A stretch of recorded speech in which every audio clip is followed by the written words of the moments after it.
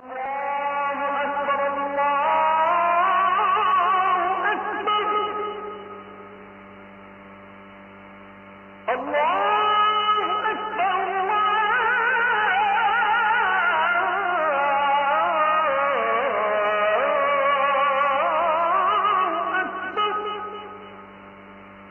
মোট 5টি বৈশিষ্ট্য নিয়ে আমরা কথা বলবো বিশ্বনবীর।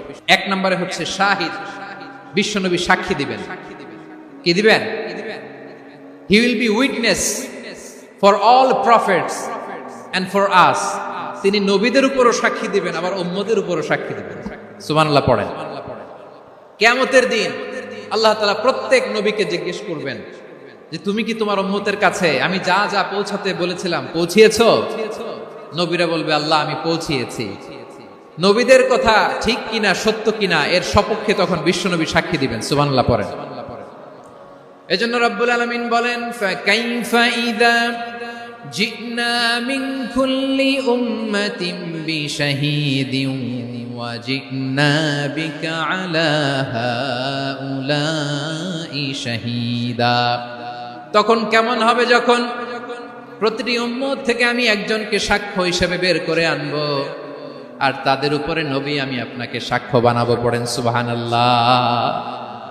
তাহলে সব উম্মতের ব্যাপারে সেই উম্মতের নবীরা সাক্ষ্য দিবে, আর ওই নবীদের উপরে আমাদের নবী বিশ্বনবী সাক্ষ্য দিবেন। সুবহানাল্লাহ পড়েন।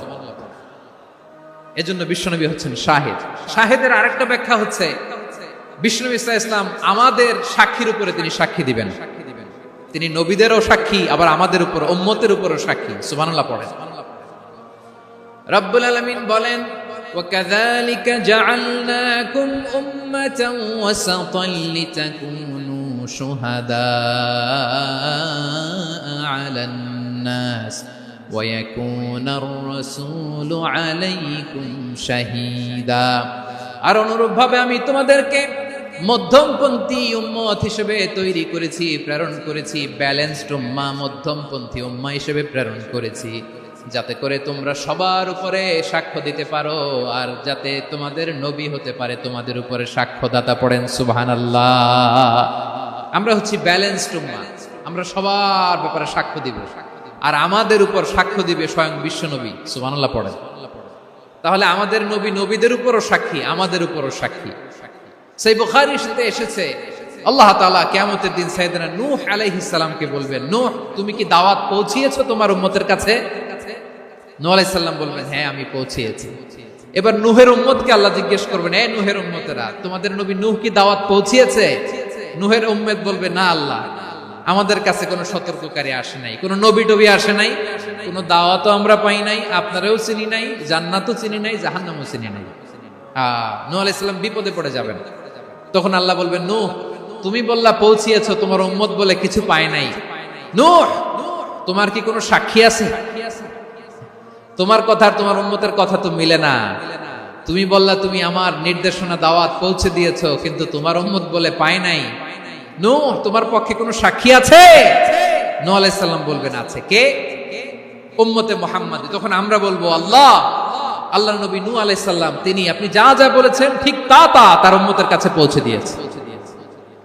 এবার নূহের উম্মতের সাথে আমাদের ঝগড়া লাগবে। তারা বলবে তোমরা আসছো আমাদের হাজার হাজার বছর পরে, তোমরা কি করে জানলা? তোমাদের সাক্ষী ধর্তব্য হবে না।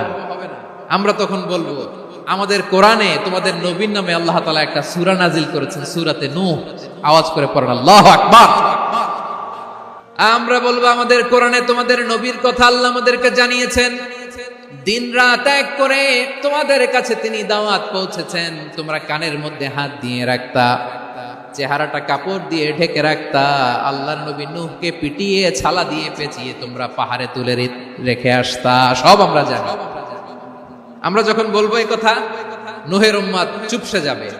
তখন আমরা সত্য বলেছি কিনা এটা আল্লাহ তাআলা জানতে চাইবে বিশ্বনবীর কাছে। তখন বিশ্বনবী আমাদের পক্ষে সাক্ষী দিবেন। আওয়াজ করে বলেন আল্লাহু আকবার। এজন্য আল্লাহ বলেন নবী আপনি হচ্ছেন সাক্ষ্যদাতা, সব নবীদের উপর আপনি হবেন সাক্ষী, আবার আপনার উম্মতের সাক্ষীর উপর আপনি হবেন সাক্ষী।